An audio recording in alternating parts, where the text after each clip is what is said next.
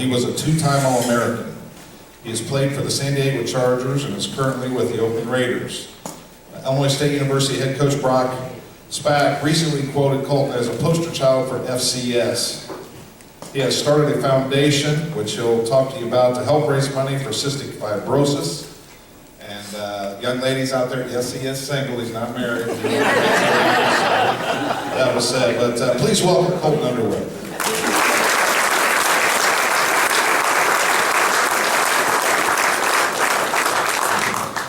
First off, I'm honored to even be asked to speak here.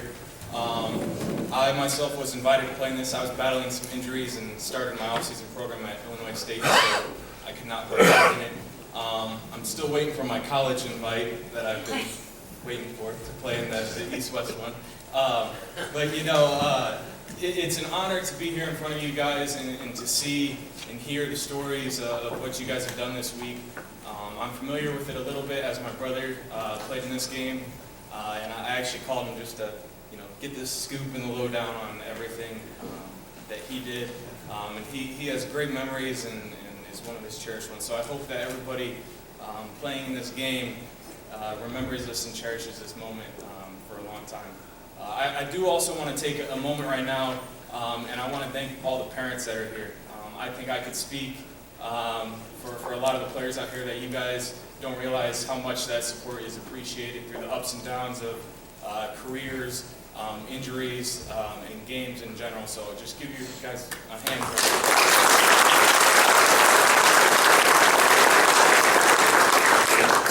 As I was flying back from Oakland last night, we just wrapped up mini camp. I was trying to write a speech of what direction I wanted to go in. And I found out that I could sit here and talk to you guys about 150 different things for about 2 hours each, about the experiences that I've had, what has sort of made me, and the impact that football has had on me. I think that football is a sport so unique that parallels life with the ups and the downs, the trials and tribulations, and just the overall adversity that you face. Like he said, I played for the San Diego Chargers. I was undrafted coming out of college, didn't play in an all-star game, didn't go to the combine. The odds and the stats for me making it was not very good. I'm on my third team in my third year now, so I've been sort of everywhere, bouncing back and forth. I played for Philadelphia for about 2 weeks. That's the nature of the business. But I was thinking about different topics to talk about. And, one thing that was always consistent with me growing up was that I always wanted to make it to the NFL, and I didn't want to get there for the money. I didn't want to get there for the fame or for the lights. I wanted to do it so that I had a podium, I had a voice, and I had a reason to support something. And that's sort of why I created my own foundation. But anytime I get asked to do events like this and speak and share a story and especially get in front of the up-and-coming all-stars of college football, and even if you're not continuing to play, the lessons that you guys learned in high school are going to make you guys successful in life. So anytime I can get in front of a group like this, I jump at it. So just getting out here and sort of sharing some of that with you guys was huge. So I wanted to be different when I did this, so I didn't write anything down, but I wanted to open it up to see if anybody had any questions, or if they wanted me to talk about any specific topic in general, and just sort of hand it over to you guys and sort of roll like that and just be a little bit different. So I don't know if anybody wants to start us off. Don't let this backfire on me.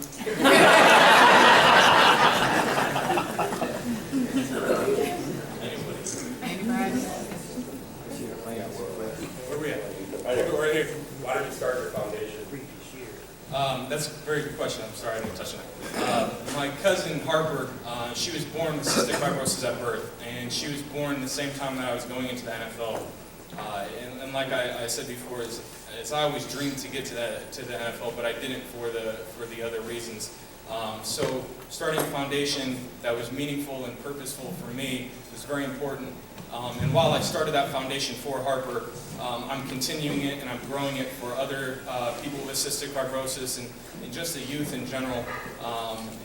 Hosting a football camp next weekend for 400 kids in Central Illinois and putting on a gala, raising awareness, to me is actually even more important than raising the money. I think that will come, but just getting the word out.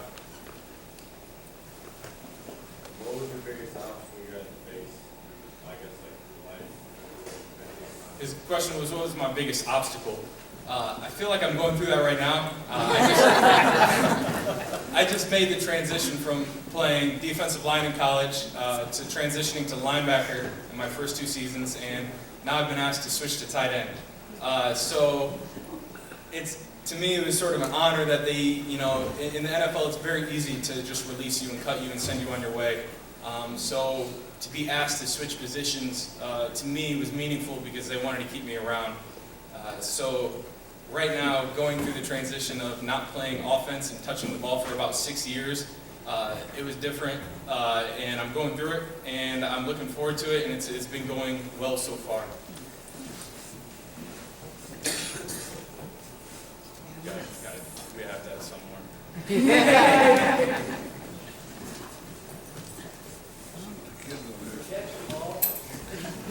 What? Yeah, yes. I'd like to think that the coaches would have moved me there if they didn't see me catching this ball. No, I'd like to think I have pretty good hands. But there's more to that position that I'm finding out is you're not all Gronkowskis, and you got to do some grunt work too. So.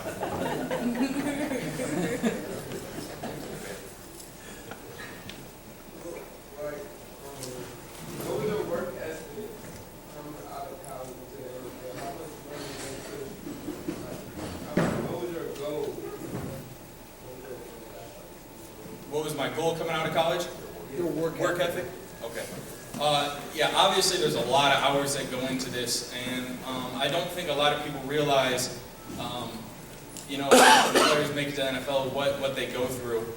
They get to see, you on Sundays, but they don't get to see leading up. So coming out of college and not getting a combine invite, obviously the odds are against you even more. But working out, I work out 2 or 3 times a day. I actually moved to Indiana for 3 months leading up into the draft to get away from everything. I was put up in a hotel and I worked out 3 times a day, doing recovery, different types of stuff. So I literally lived football for about 3 months leading up into it. And I was with several guys who didn't even get a phone call come draft day, which is very unfortunate. But I think we don't do it for the money. We do it for the love of the game. At least I always have, and do it for opportunities like this to get in front of you guys, to speak to you guys, and that's why it was important for me to answer some of these questions, because I love hearing questions from players and parents because they're different. Normally, when I'm getting asked questions, it's from the media, and it's typically like tricky questions you got to dance around, or they're very generic and they're waiting for you to screw up. So I love getting in front of you guys and hearing some of your questions or comments. Who's your favorite teammate? Favorite teammate? So when I played in San Diego, I'd have to say Jerry Atauchu. He's from Nigeria, and the reason why is because when in life was I ever going to become best friends with someone from Nigeria? I think that football is such a great sport because it brings everybody together. I mean, look at you guys tonight. I'm sure at the beginning of this week some of you guys might have known each other. But you look at, you guys are sitting down, you're eating dinner, you became friends, and you probably will stay in contact. I know my brother is still good friends with 2 or 3 of his teammates from this game. So just becoming brothers and the brotherhood that football has is something special to me. But so in San Diego, it was definitely Jerry Atauchu. I joined the Raiders week 12 of last season, so I'm still trying to figure out who's going to become my best friend there. We'll see. Did you get to watch your brother play this game? Trying to remember. I did. I was at the game. Yep. Football, the length of time that you're going to be in there is unknown. What do you see for yourself after football? Well, after football, I want to obviously continue my foundation. So that was why it was very important for me to get it started while I have the platform and get things rolling. Which it's unbelievable to see, the time and the effort that other people are willing to spend to make something successful. But at Illinois State, I actually still did not get my degree yet. I'm in courses right now, studying business management. I'm about 6 hours short, so I'm slowly working to finish my degree. So just somewhere in the business world is where I see after football. Got a question, Adam. What's up, little man? What position would you really like to play? Tight end. To be honest, anywhere, yeah, I know I'm getting filmed here.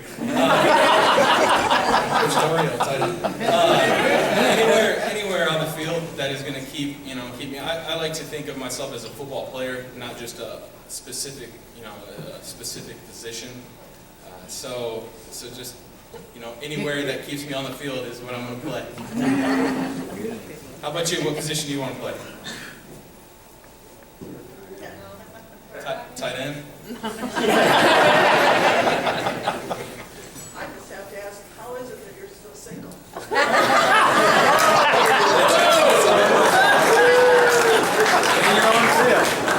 Well, like I said, I literally moved for 3 months to Indiana to train for the combine.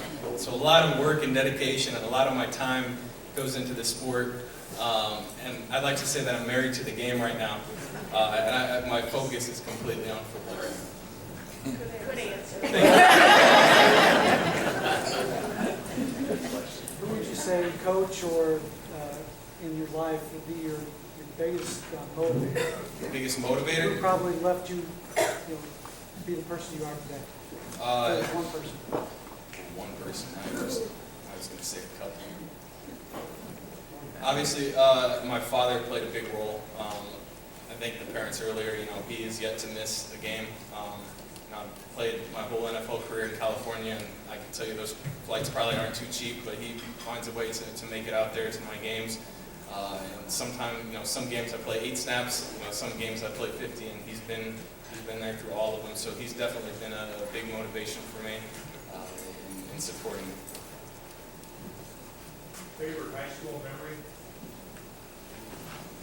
Well, in high school I played running back, so I loved carrying the ball and scoring touchdowns. And, it was always a joke with Coach Spack that he should move me into offense. Little did I know, 6 years or 5 years later I'm going to be playing offense in the highest level you could be playing. So I just say playing offense in high school was definitely a favorite memory of mine. What advice would you have for a starter on college football? That's a very good question. So once you guys go to college, you guys are going to have a lot on your plate, and you're going to find that out very quickly. You're going to have a lot of distractions, and so I think prioritizing what is important to you in life and staying on track.